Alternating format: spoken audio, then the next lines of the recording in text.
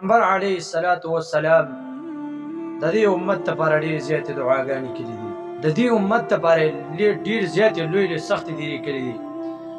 نو موږ له هم پکار دی چې د پیغمبر علیه الصلاة والسلام په هره طریقه باندې عمل وکړو. په هره طریقه باندې نشو کولی، نو په یوه طریقه باندې کم څه کم داسې عمل پکار دی چې دغه یوه طریقه ستا د نجات لپاره بیا ذریعه وګرځي.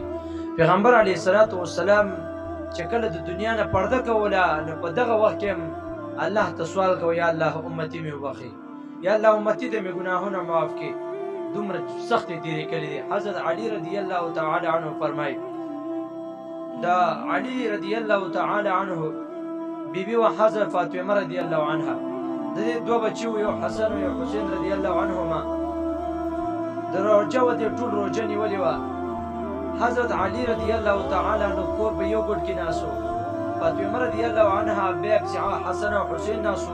مازدیګر ټیم و جړاګانې الله ته کولې، دعاګانې کولې، روژې نیولې وه. بیا فاطمه رضی الله عنها فاسده او لاړه څلور روټۍ پخې کړې. څلور کسانو څلور روټۍ پخې کړې.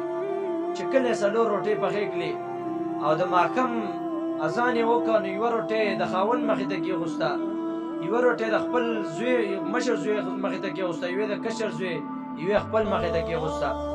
ټولو دعا وکړه او روژه ماته کړه. چې کله روژه ماته کړه، نو حضرت فاطمه رضی الله عنها د خپل روټۍ نیمه په خپل څادر او په خپل لچک کې رابنده کړه او ځان یې کېغوستله. علي رضی الله تعالی عنه فرمایي، ما دا ولیدله چې دا نیمه روټۍ کېغوستله، خو یې ما ورته څه ونه وي.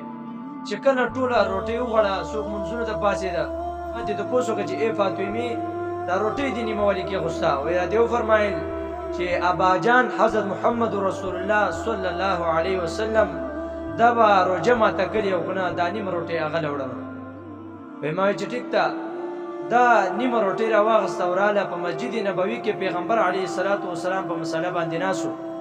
دا چې کله راله پوره کې ودرېدله، نو پیغمبر علیه الصلاة والسلام ته فرمایي، ای فاطمې ولې راغلې؟ فاطمه رضی الله عنها ته فرمایي، یا رسول الله صلی الله علیه وسلم، ما وی چې دا نیمه روټۍ مې روغه پخه کړه، دا نیمه روټۍ مې ځان له غوړه، نیمه مې تا له راوړه. ما وی چې پیغمبر علیه الصلاة والسلام پرې روژه ماته کړي او روژه مې ماته کړې او که نه؟ پیغمبر علیه الصلاة والسلام وفرمایل، داسې ناشنا دومره سختې تېره کړې ده چې هغه شان سخته بلا بل څوک تېروي. او امتي ته چې وې چې د پیغمبر په خبره عمل وکړه، هغه د پیغمبر خبره مني لیکن عمل کولو ته تیار نه دی. پیغمبر علیه الصلاة والسلام ته وویل چې دا نیمه روټۍ مې تاسو له راوړې ده. پیغمبر علیه الصلاة والسلام ورته وفرمایل، ای فاطمې، خو دا روټۍ تا نه وې راوړې، نن څلورمه ورځ ده چې ستا پلار دا روټۍ نه ده خوړلې. څلورمه ورځ د مدینې منورې ګرمي، او بیا څلورمه ورځ او بیا روژه یې سړی، او بیا څلورمه ورځ وایي ما روټۍ نه ده خوړلې.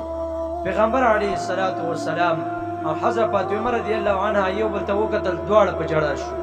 پیغمبر علیه الصلاة والسلام هم په ژړا باندې شو. پیغمبر علیه الصلاة والسلام هم وژړل. بیا حضرت فاطمه رضی الله عنها په خپلو لاسو مبارکو باندې پیغمبر علیه الصلاة والسلام ته روټۍ ونیوله. فاطمه رضی الله عنها ژړل. پیغمبر علیه الصلاة والسلام ته وفرمایل، ای فاطمه ولې ژاړې؟ پیغمبر علیه الصلاة والسلام ته وفرمایل، ای فاطمه ته ولې ژاړې؟ حضرت فاطمه رضی الله عنها وفرمایل، یا رسول الله، نن خو نیمه روټۍ ده، په دې نیمه روټۍ باندې تاسو وخوړله، نیمه ما وخوړه، ګزاره مې پرې وکړه، سبا ستاسو نغری مړلی، سبا زمونږ نغری مړلی، سبا ستاسو کم څه نشته، سبا زمونږ کم څه نشته، سبا به څه تیاری کړو. پیغمبر علیه الصلاة والسلام ته وفرمایل، وایي ای فاطمې رضی الله عنها، سخته تېره که، زه به هم سخته تېره کړم، ته مو لږه تېره که، زه به هم لږه تېره کړم. زما ستا د سختې په وجه باندې به الله زما امت ته ګناهونه